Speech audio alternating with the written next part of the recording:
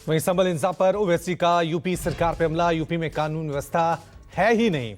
संभल में ये फायरिंग नहीं, मर्डर है। संभल में जुल्म हो रहा है। संभल हिंसा पर अखिलेश यादव का बयान। संभल की हिंसा सुनियोजित। अखिलेश यादव की तरफ से भी अब बयान सामने आ गया इसी मुद्दे पर कि चुनाव धांधली से ध्यान हटाने की साजिश है। संभल में दोबारा सर्वे क्यों कराया गया, ये अखिलेश यादव का बयान सामने आया है। संभल हिंसा में हत्या का केस चले, वहां पर कोर्ट की तरफ से बगैर मस्जिद के जिम्मेदारों को कमेटी को सुने उन्होंने एक एक्स पार्टी ऑर्डर पास कर दिया, वो गलत है।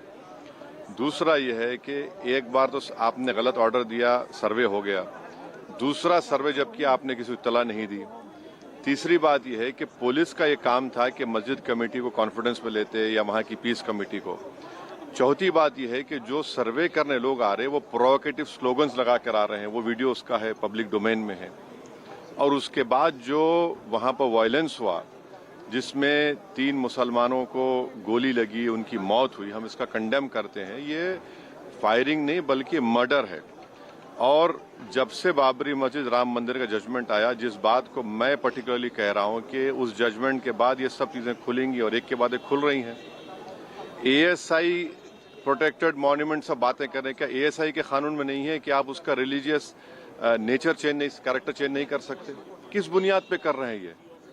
और आप किस बुनियाद पर अपने फेथ को दूसरों पे थोपेंगे? भाई कानून कोई चीज है ही नहीं है।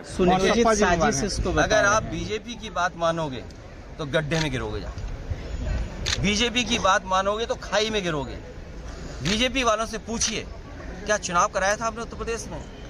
कोई ऐसा मुसलमान भाई नहीं था जिसको इन्होंने रोका ना हो। लाठी से, बंदूकों से, गाली गलौज की इन्होंने। हम लोग लगातार कहते रहे और फिर बीजेपी के पास जवाब क्या? जब चुनाव आयोग को शिकायत की गई तो चुनाव आयोग ने खाना पूर्ति कर करके कुछ अधिकारियों के खिलाफ कार्रवाई की। क्या ये बता सकते हैं क्यों कार्रवाई हुई थी उनके ऊपर? क्या वोट रोकने का अधिकार था? क्योंकि वोट लूटने पे चर्चा न हो। ये लोग लूटने वाले लोग हैं, इनके लिए लोग कोई मायने नहीं रखते, लोग मायने नहीं रखते।